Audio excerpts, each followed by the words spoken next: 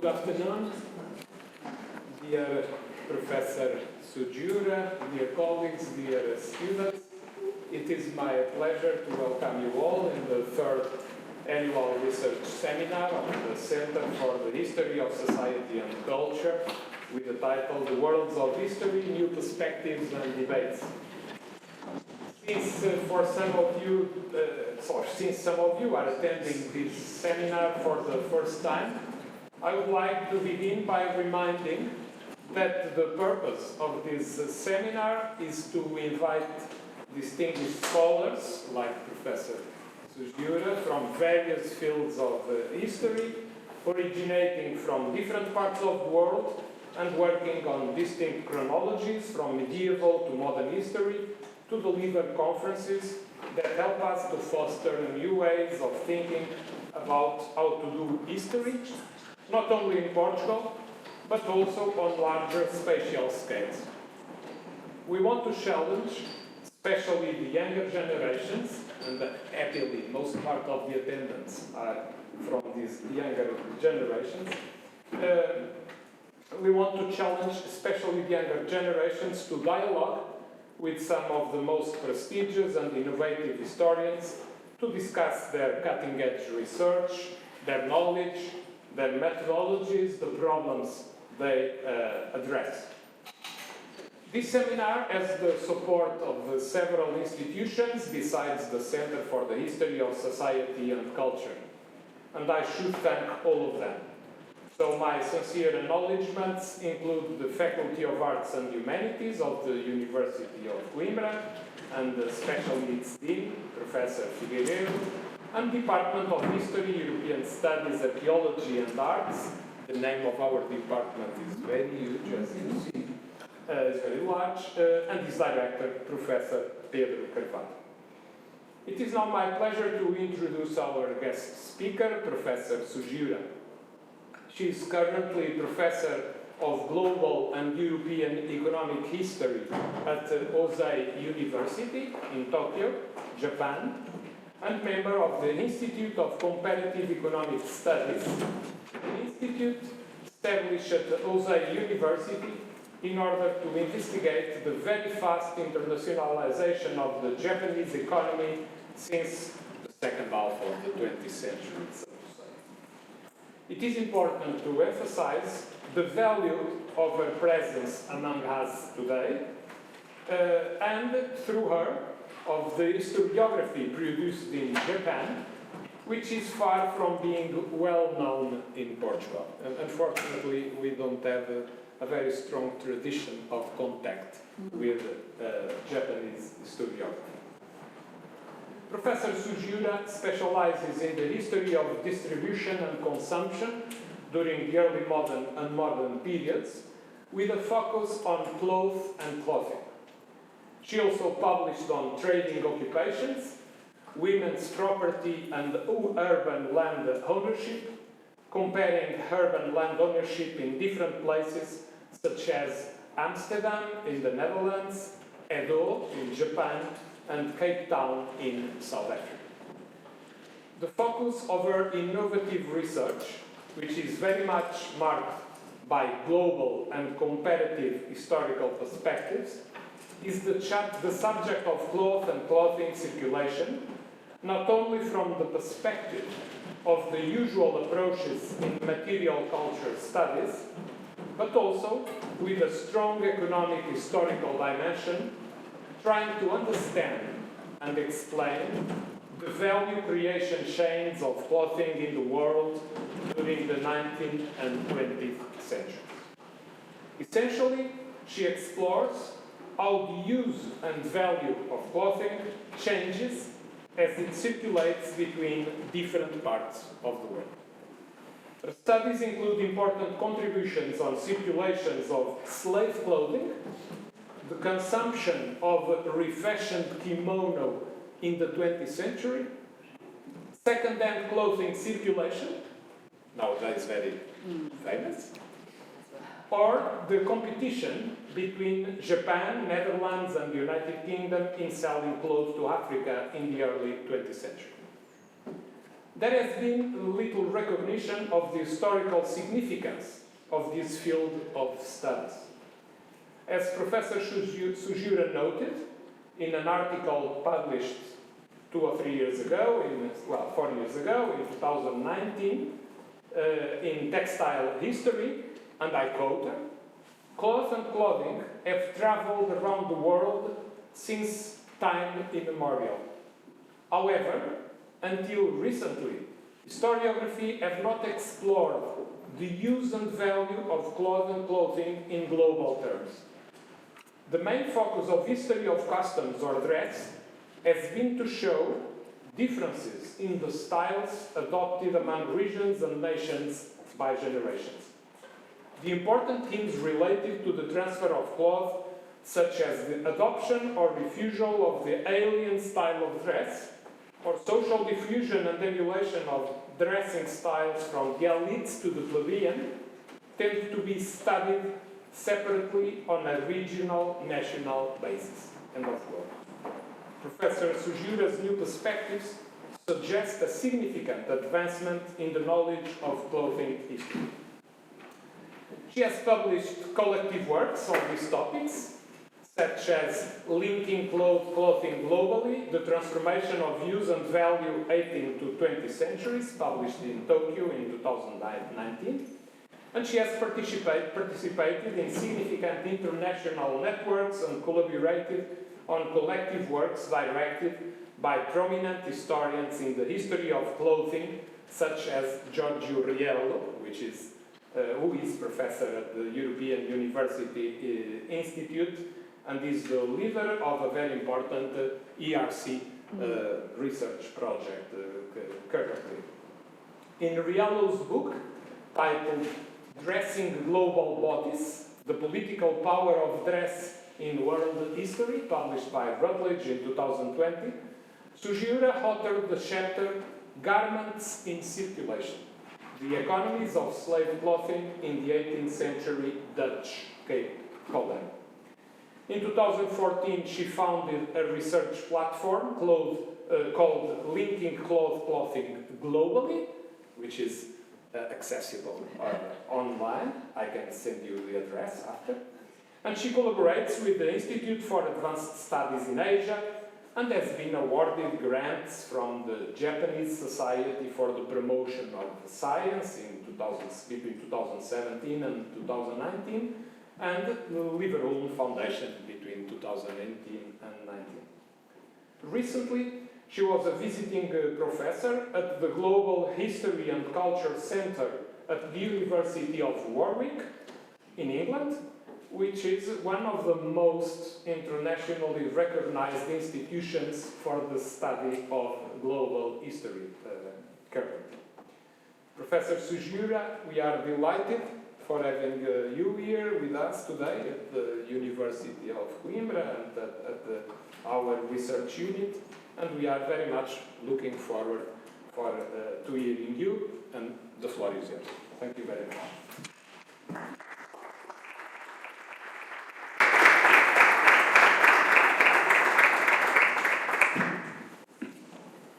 Thank you so much for this warm and extensive introduction, and I thank you wholeheartedly for inviting me here today. As you would know from the presentation, it means quite a lot for me to be in Coimbra, also for my research team. But yes, I was looking forward to talking to you.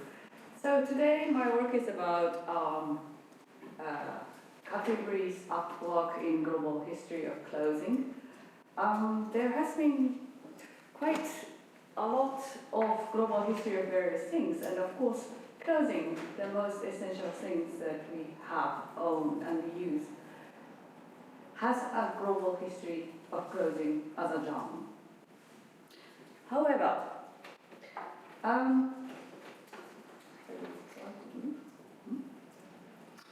yes, and I would say there's a new trends happening in this global history of clothing, because clothing is very much linked to art history, as you know.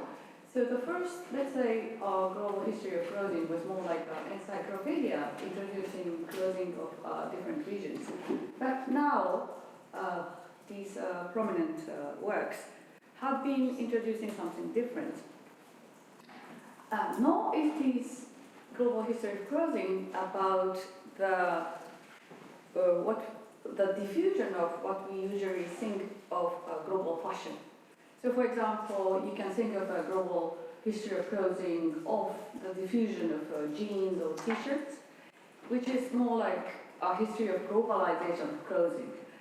Globalization of clothing is certainly a big topic of a global history of clothing, but I would like to say it's not everything. What are the themes of these works?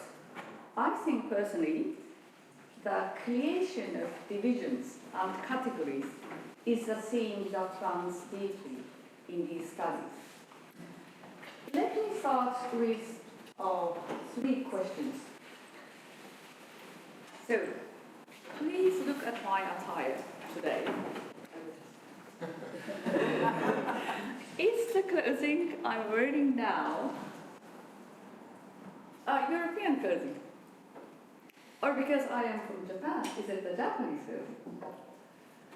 I would go for the next. Is it a modern clothing? Or is it a traditional clothing? You see here some patterns that are traditional. Maybe you can call it a modified version of traditional clothing, because I am Japanese again. Maybe this is accommodated, domesticated, a cultured clothing. So the third question is a bit silly. Is it a luxury or is it a cheap clothing and so on?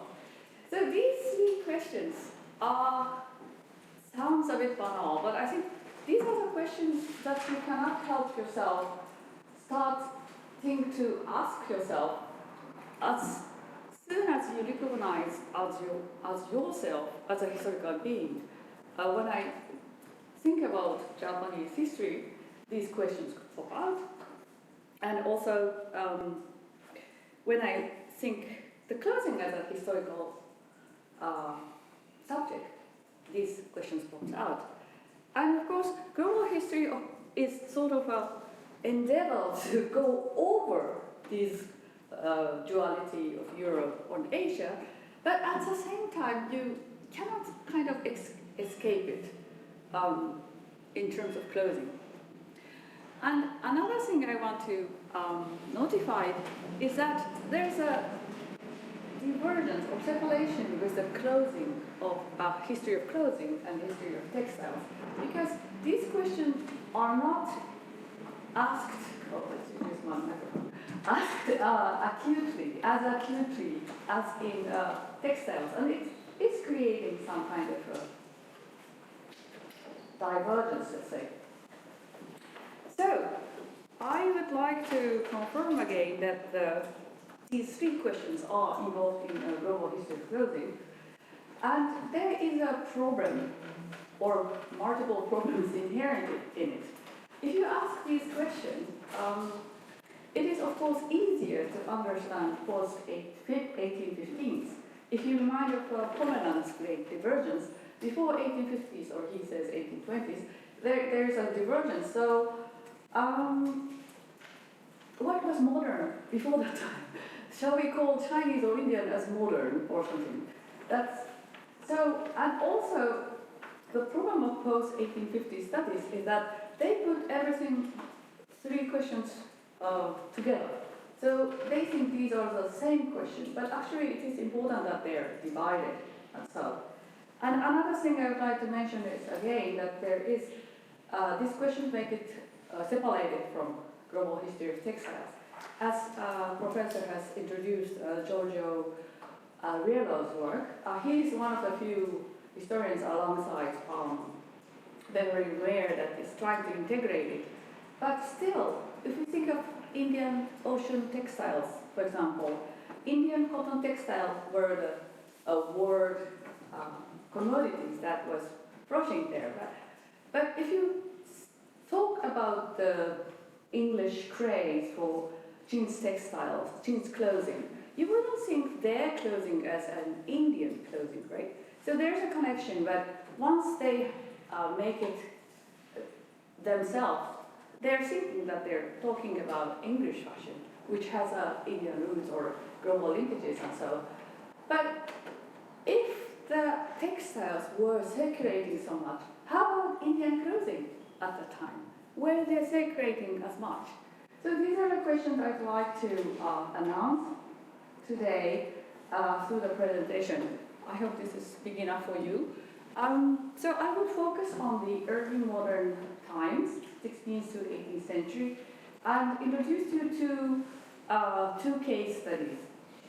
So one is the invention of a new category, let's say Japanese-ness, in the case of the first kimono showcased to Europe between around this time. So 1570s is the time when the kimono was made approximately, and 1610 is the time until they had influence and so on.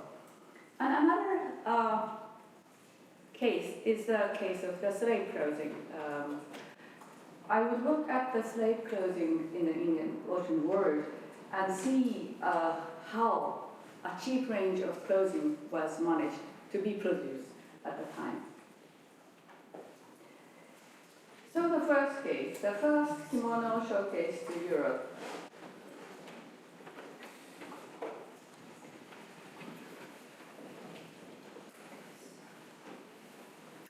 This is involved in this embassy of 4 boys from Japan that happened from 1582 to 90.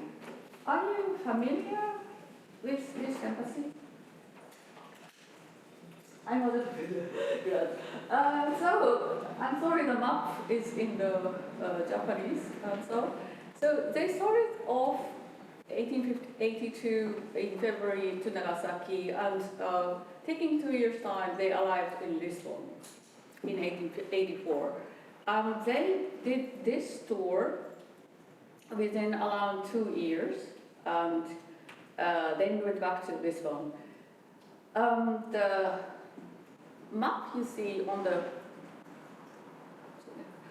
right is the route Francisco Xavier took. So they almost took the same route as him, but which happened 40 years later. And also, what I want to point out is that because they had time to catch the ship to East India on their way back, they had some few months of stay in Lisboa, and during that time they came here to Coimbra. And the university students called for quitting all the lectures at that day, and then they welcomed them. So it's a thing I have with them. And this embassy was also perceived, and the news distributed well in the places that these boys visited. So there are publications made, including the news you have seen from Germany, but also there was a publication that was published in the name of the boys later. Behind this project was one person, Alessandro Mariano, of the Jesuit mission. He really planned it and initiated this project. He was a procurator of East India Jesuit Society, and his job was to tour between Macau. His job was to establish a location in Goa, and then also tour around Macau and Nagasaki and Kyushu area to Japan, and then solve all the problems that was arising there. So he was to meditate the problems. And clothing was one of the quite main issues for things to be solved. And for example, he did the luring of Jesuit attire in Japan in 1577, and also did a luring of Jesuit attire of China, which was Macau, in 1590s and so And what is crucial for us is this conflict of the Jesuits promoting silk trade between Japan and China. Japan is a silk producing country, but Chinese has a much more finer yarns, and to gain the finance to manage, operate these Jesuit locations, Jesuits were thinking that they should themselves get involved in this trade between China and Japan. That was that moment. But I would like to point out how creative Varignano was in terms of attire. So here, please remember this portrait. And can you, of these Japanese number paintings, find out where Varignano is in this picture? It's too small, isn't it? But you will see some trees around this area. There. Yeah. Right. Yes, right exactly. side. So I will go to the next one. Right?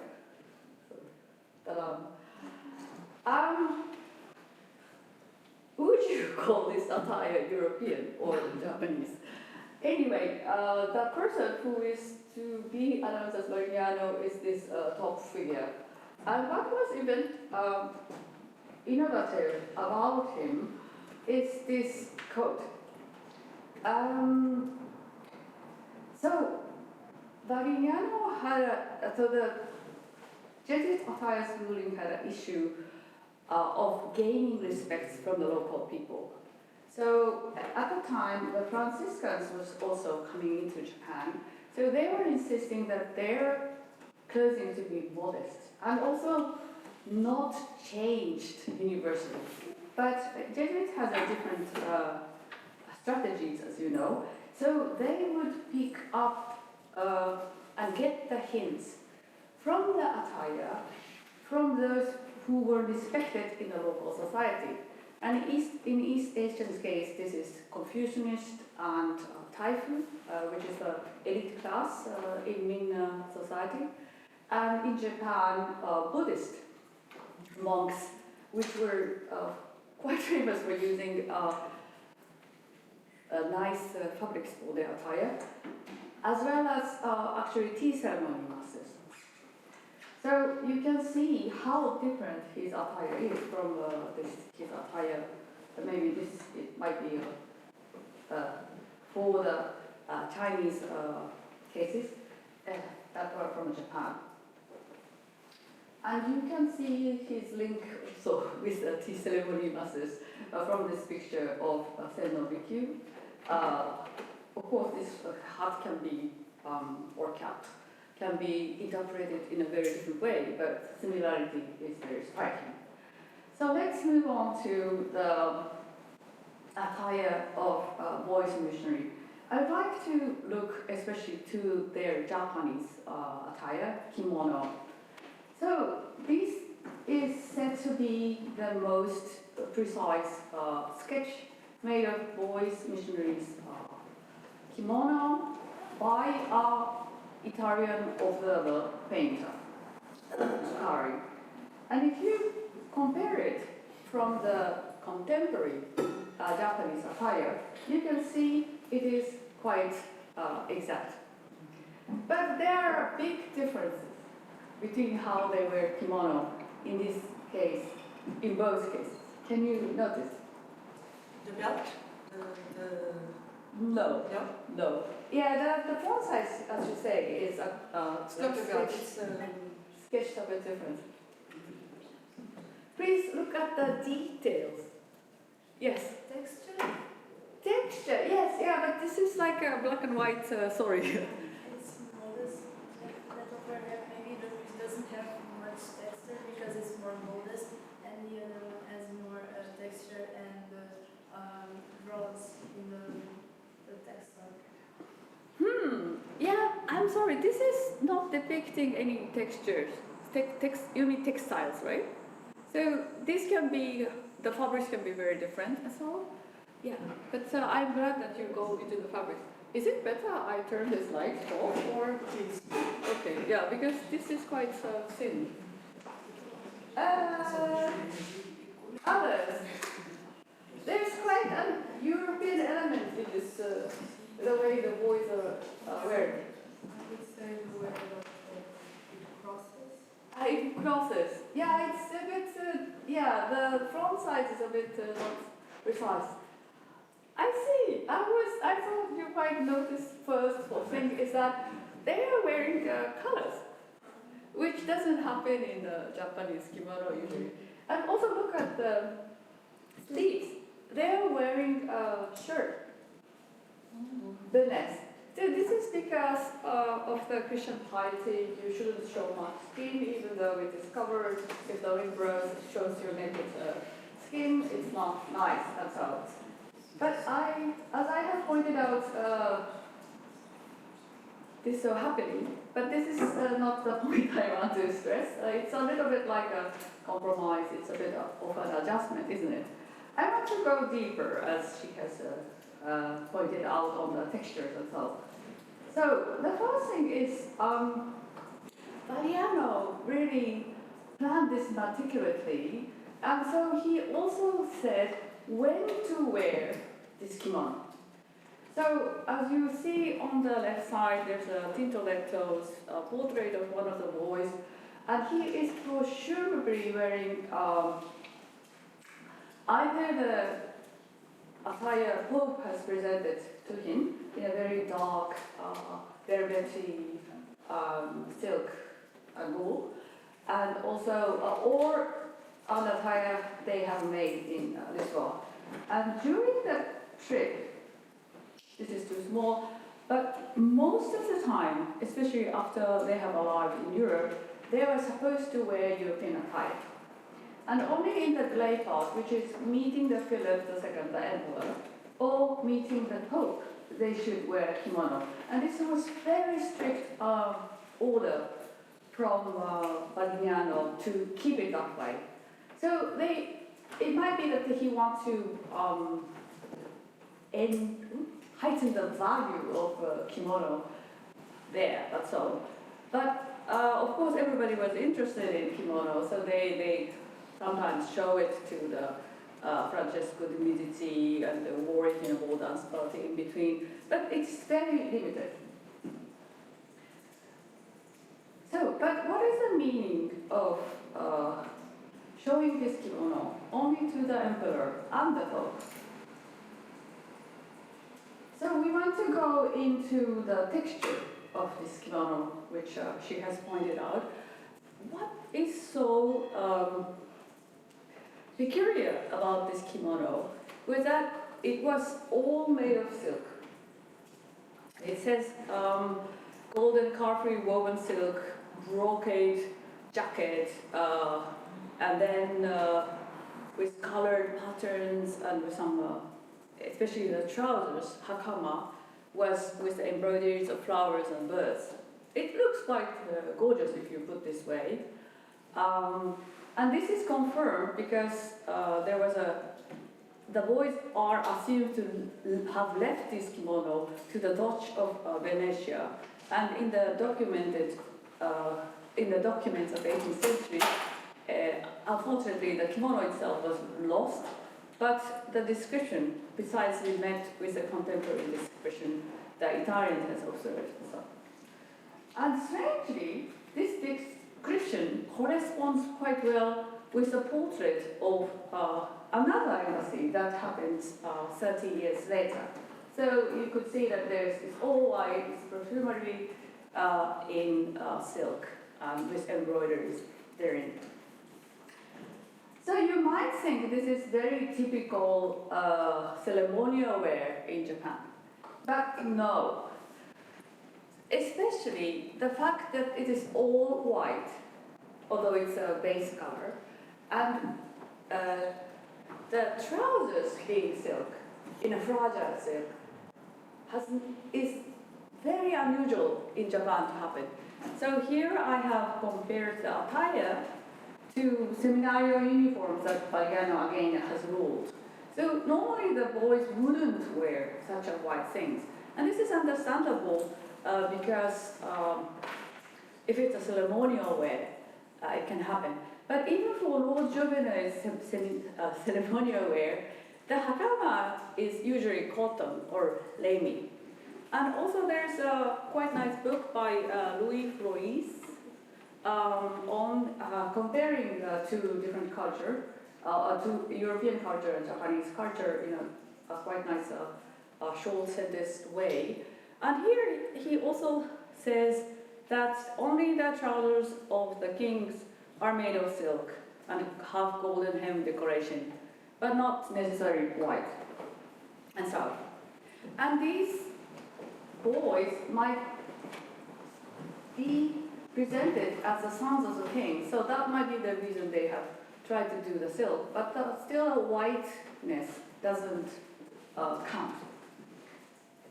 So if you look at the contemporary transcription of this white silk, what's struck is not that it was gorgeous, because it was white. It shows the fragility of the silk.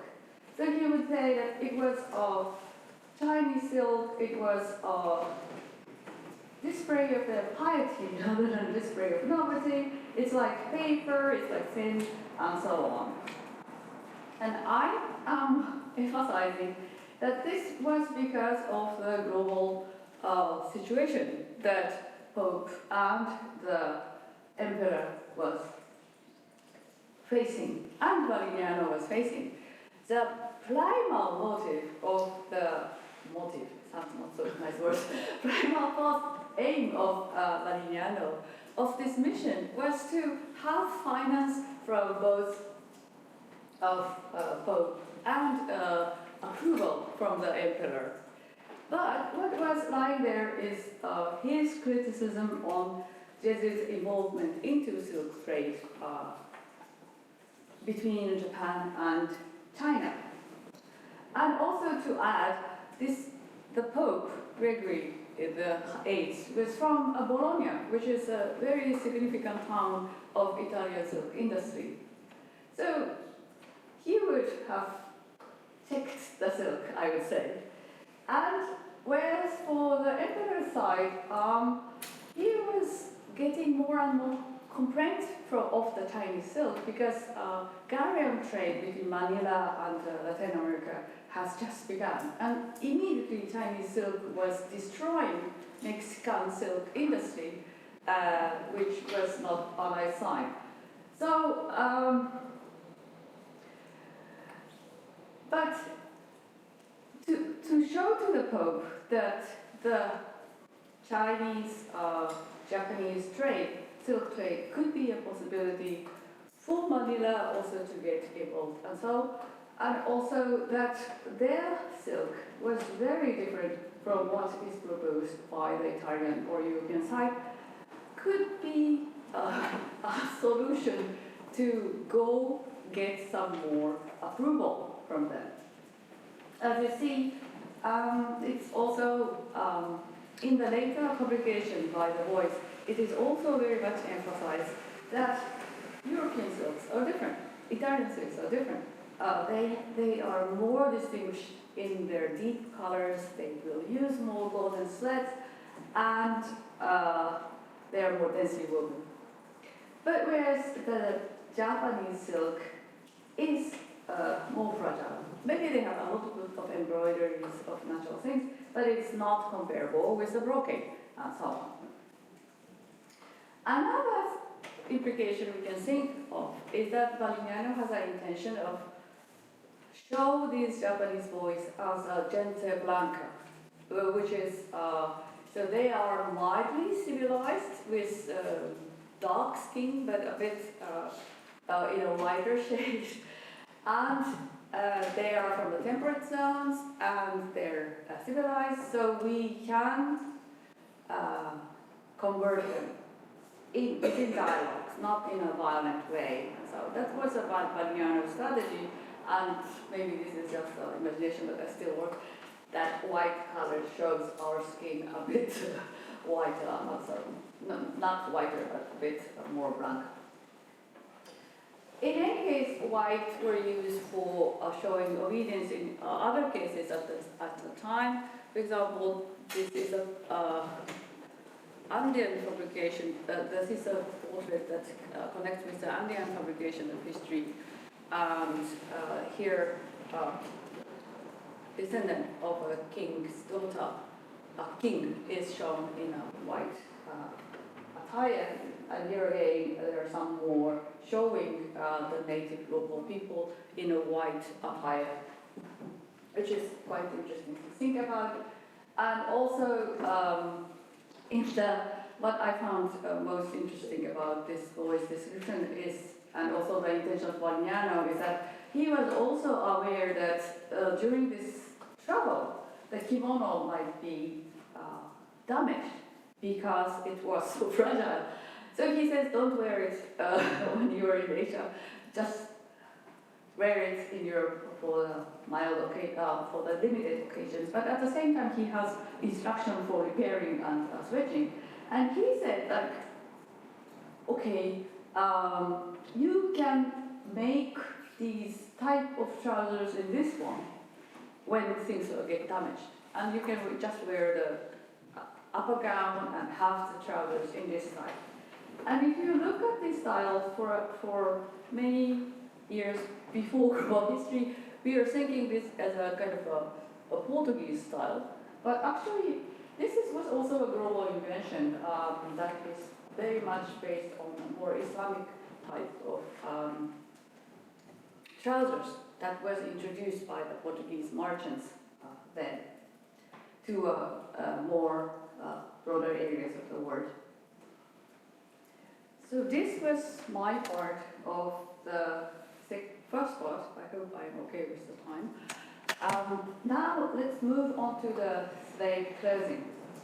Here I want to focus on a bit later period, more in 17th century to 18th century, and see the creation of a cheaper range of clothing. And slave clothing is a topic that has now recently more broadly studied. I could say that it's a very global invention, a global garment which was invented in a situation where multiple factors and from different areas are involved. But most importantly, it says that discrimination creates a new garment. And this is a thing that you normally wouldn't think of the history of clothing. They say like they're more demand, consumption oriented. But actually, slaves create different garments. Slaves are separated from their place of origins, and you might think they would carry their clothing together, but they have to be distinguished from their origins as well. And also they arrive in one destination, but their attire has to be also distinguished from the local people as well as the owner as well. So there's a multi-layers of distinction that comes forward, and it really reflects the global situation that was involved. At the same time, you might think that, okay, they can wear rags because it has to be cheap. But the mass movement that was forced here doesn't allow just only the rags of the things to be picked up there to be worn for them. And therefore, there lies the need to create something cheap. And usually, because rags cannot be supplied in mass at the same time. And for the Atlantic side, they think the new cloth was invented.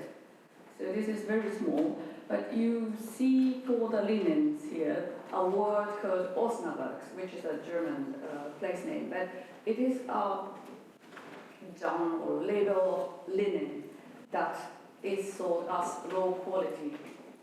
And linen or dowels are thought to be the cloth dedicated, maybe not invented, but still dedicated for slave clothing towards 18th century or 19th century. And indeed, if you compare the prices, the Osnabrück, all prices are going down, but especially in linen, while linen stayed more or less similar in 100 years, between 1674 and 1774, the Osnabrück is more than, become more than, less than half. Right? And here you can really confirm it by the runaway slaves' garments, how they were clothed, and so that actually these Osnabrück dowels were created for clothing slaves in North America.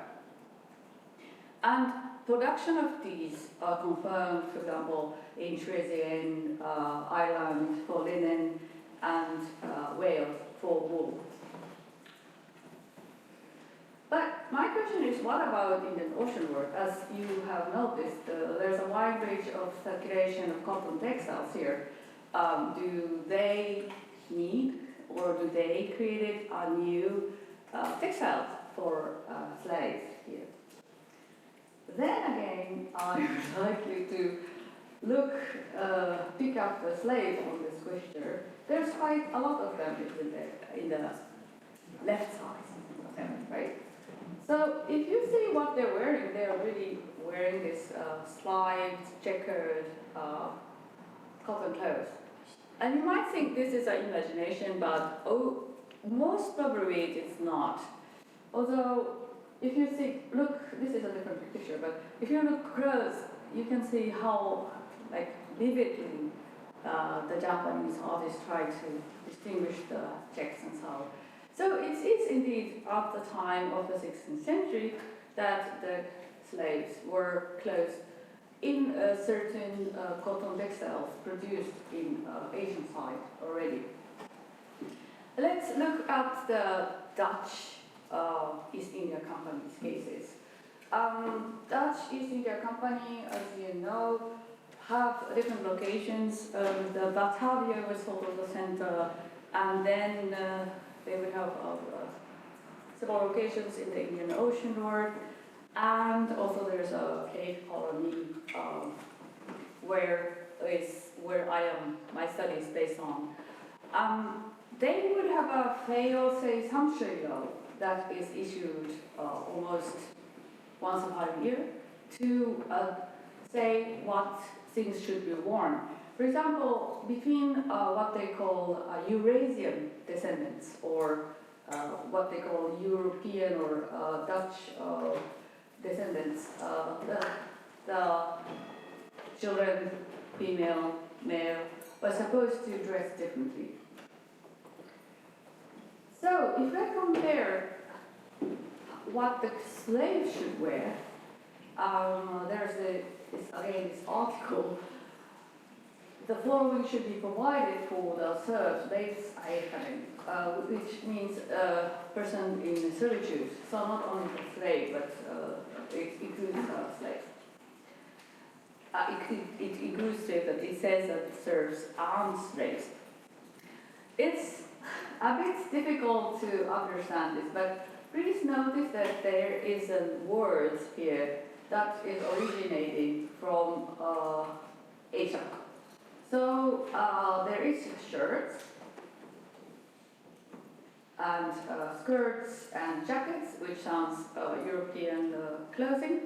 But if you look at the textile, the Bengal photos, common coastal Guineas, Srat Nucleatus, Guinness Lempolis, they are produced in India or Southeast Asia. And perhaps the shirt can be both ways, that they can be the Indonesian or Southeast Asian way. But obviously, for example, the waistcoat sounds more European, and that are made of the originally Indian labeled textiles. And in my research, I tried to find out the prices of these textiles as well, and really confirm that actually, compared to the other attires, cheaper fabrics were used for these clothing. So they would keep the broad range of textiles circulating and use the lowest range for the slaves. And these are actually depicted in the Dutch paintings at the time. So this is a painting by Jan Brandes of a slave with an Indonesian parasol. So usually they are distinguished by having no shoes, no socks and so on, and also having their upper body bare. But here you see a different kind of slaves. One might be wearing these jackets made of blue cotton, but whereas these captives are more in a different attire. And especially women's slave clothing has a distinctiveness. You see these skirts in a checkered fabrics, and again upper body a bit bare, but also in a different kind, in different islands, with a more simplified shirt. Here again you see the difference between Eurasian lady, European lady, and slaves, but they have similarities. And in a blanket, this can turn in a mixed style. So there's obviously European style there, but also the noble woman could be wearing Asian style. But this seems to be differ from islands to islands in Southeast Asia. So some other slaves could be wearing different types, but again the skirts and maybe the shirt version is depicted here. And when you look at the Cape Colony side, actually you can confirm the similar attire worn in Cape Colony, both from the paintings, but also from probate inventories, which shows the deceased property and so on. And especially here, you will see women selling at the market. This is by their regulation, obviously slaves. Only slaves are allowed to sell items in the Cape Colony, so we can confirm they are, but maybe this is blur, but you can see similar attire happening. So you can see really that there was this sumptuary law was working, and people were wearing items that are written. But you might think that, okay, they're from Southeast Asia, so they are wearing this, but actually it's not. So the slaves at Cape Colony are coming from different areas. So it is not that they were wearing these items before and wearing this here. And that can be applied also for the slaves in Batavia. As I have said, different islands has different code of slaves, and Hosei's slaves, Hosei's or the Hosei trajectories slaves would wear slave clothing that are different from East Asian slaves at different Southeast Asian locations. But at the same time, what is striking is that there is sort of a European style slave clothing here, and this can be also confirmed in the probate inventories. And also in the outskirts, you might, again, it's hard to find the slaves here, but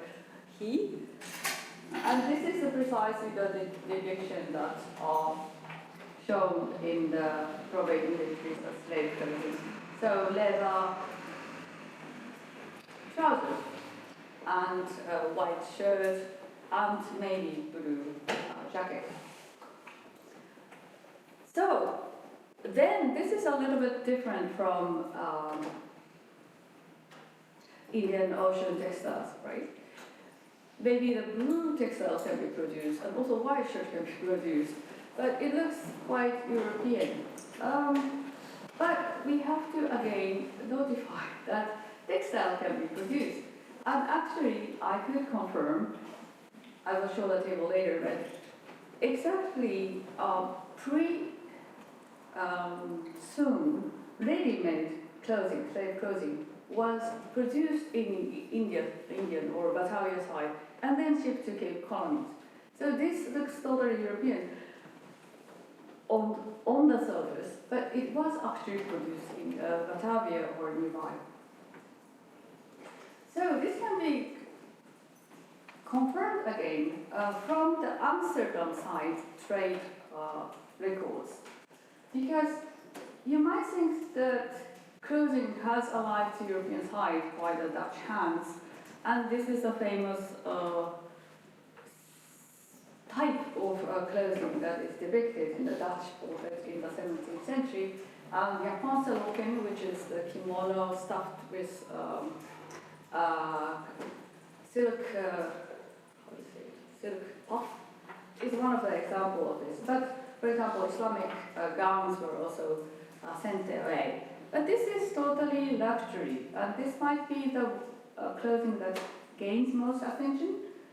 But if you look at the record of what was exported in mass, for example, in this case, 242 pieces in 1 year, and also even 1,500 pieces a year, is what they call a sailing clothing and Frauenkleidung, which is simple clothing for women.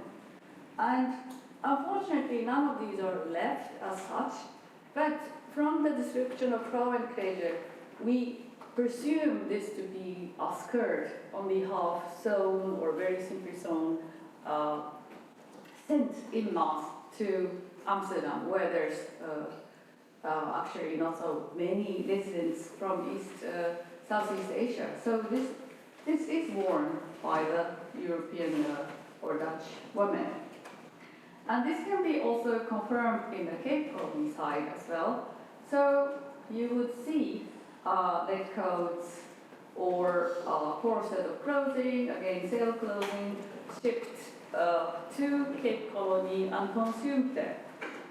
And what I want you to notify is the price difference when they were second-hand. So again, this is from the probate industry, so they will list the value of it. And if it's a second-hand clothing, and even if it's a standard striped slave trousers and force slave lock, it is very cheap. You see 5 leg dollars and 1.36, but this is applied for 8 shirts, 8 handkerchiefs, 4 shirt wears, 2 gingham camisoles, and this all is calculated at 5 leg dollars. So I would say not only that there was cheap range textiles, but there was quite a vibrant second-hand clothing celebration happening in Cape Colonies or other colonial sites, which makes it possible so what could be considered as luxury to be depreciated in a very fast, and then be consumed as slave clothing, but not necessarily the wants the dress to become a maid's dress in the end, but actually those second-hand clothing were shipped from Batavia itself, and there's a vibrant circulation of it. So I come to the conclusion, and if you go back to the problem setting, I was proposing that European, non-Europe, modern traditional luxury or cheap to be the main themes of global history of clothing, but I also pointed out that this is more easily applicable for post-1850s society, and also that global history of textiles is not necessarily integrated with clothing, global history of clothing. And in this presentation, by introducing 2 case studies, I hope it evoked some thoughts in your minds. For example, I wanted to show you the dialogues within the same cotton or within the same silk. So there was a Chinese silk, there was an Italian silk, and not everybody, but history of clothing historians of textiles treat silk as silk sometimes, especially economic historians of textiles treat silk as silk. But you can see that they could be very different, and you can see that you can make use of it. Another thing is I wanted to show you is that one clothing or one genre of clothing could imply many different aspects. And I am dealing with whether this is European, whether this is Asian, but if you just say this is a mix, this is an adaptation, it is not maybe so interesting. So sometimes the historians of clothing say, oh, this is a domesticated version, this is a custom voice. But it is quite a dynamic theme, but it would be nice to go more into the detail and see what kind of background that was involved in one clothing. And this is, I think, where global historians can enter in. As an economic historian, I think it's quite great that ready-made clothing, which is supposed to be a sort of a modern European invention, to be more happening from the Asian side, and also this creation of cheap clothing, which is quite an important topic in thinking how clothing should be in the future. I think not only the way it is mass-produced, but also the way it is circulated could be related to how clothing gets cheaper and be shared among us. Thank you very much for listening.